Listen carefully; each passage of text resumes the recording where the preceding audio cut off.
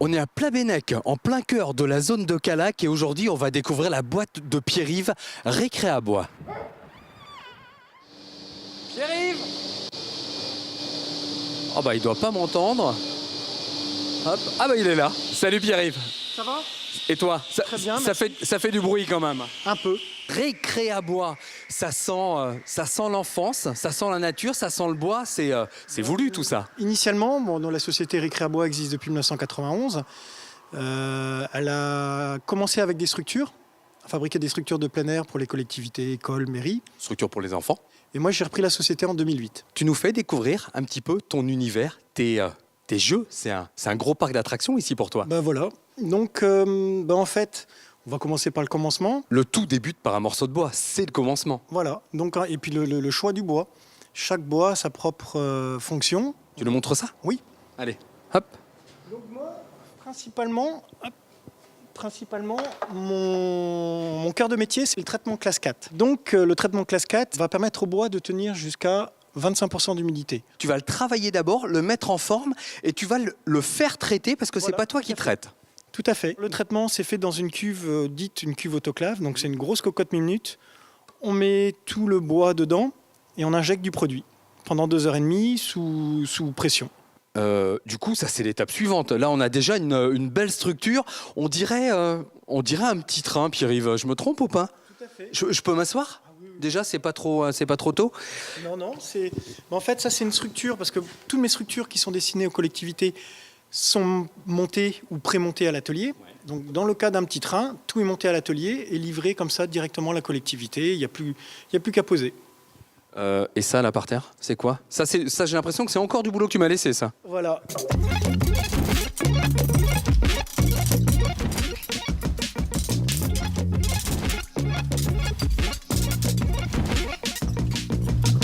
Moi, d'une manière générale, je travaille exclusivement ou quasi exclusivement avec des fournisseurs locaux.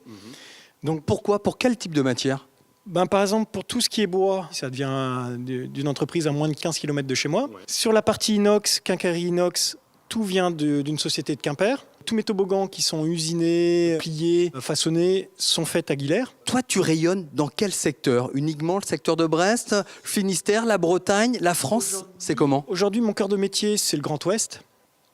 Et puis, plus ça va, grâce à mon site internet, je commence à vendre pas mal de structures en région parisienne, en Auvergne.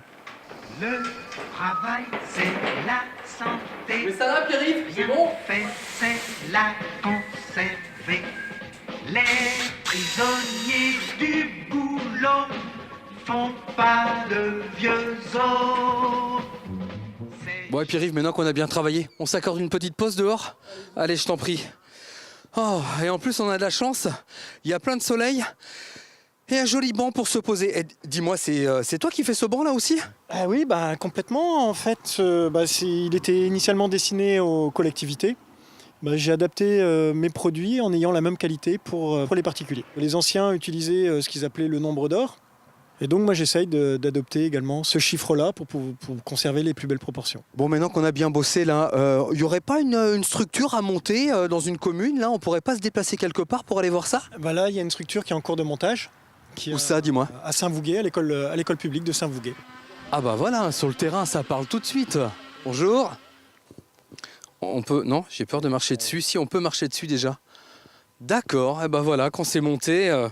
fraîchement monté, hein, parce que là, ça vient d'être scellé, là. Ce matin, on a mis 1h30 pour la sceller, la poser, la sceller, mettre à niveau. Que ce soit sur la structure et sur le sol, je crois qu'il y a des normes très importantes à respecter. Tout à fait. En fait, chaque structure est définie par un organisme de certification. En fait, cet organisme définit la hauteur de ce qu'on appelle la hauteur de chute libre.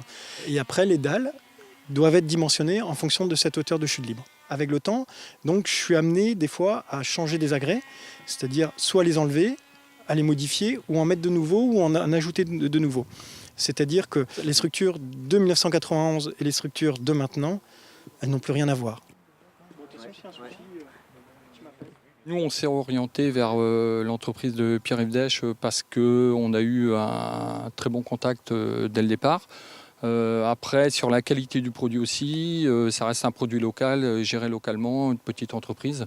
Donc pour nous, c'est important aussi de faire travailler des artisans locaux et non aller chercher hors département ou hors région, on va dire. On n'est pas bon là? On n'est pas bon par rapport au plan? Non? Ah, c'est parce que c'est pas fini. Vous avez commencé le chantier ce matin là? Ce matin à 9h. Ça va durer quoi, toute la journée? Pour ce soir, c'est fini? C'est fini, ouais. Un jeu d'enfant a priori, hein, ça s'emboîte. Jeu de Lego. Un jeu de Lego. Ça se colle, comment ça tient? On va coller la périmétrie de manière à ce que les dalles tiennent en place.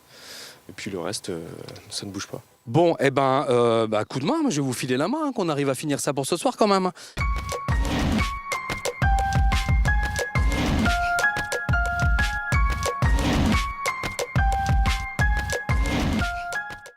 Ah Michel, non, ça va pas là. Pourquoi? Ça va pas là. Ça va où? Ça va ce grillage là-bas.